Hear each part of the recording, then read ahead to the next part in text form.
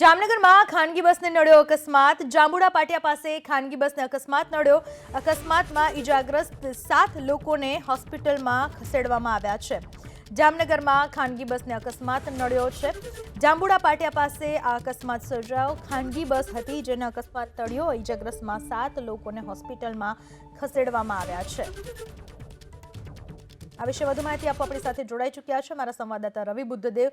રવિ, કઈ બસ હતી, ક્યાંથી ક્યાં જઈ રહી હતી, કઈ રીતના અકસ્માત સર્જાયો અને શું છે ત્યાંની સ્થિતિ?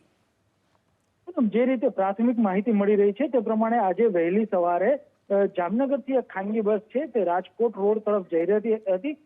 ત્યારે જાંબુડા પાટિયા નજીક આ ખાનગી બસ છે તે નીચે ઉતરી જતા કુલ 7 જેટલા મુસાફરોને છે તે ઈજાઓ પહોંચી છે।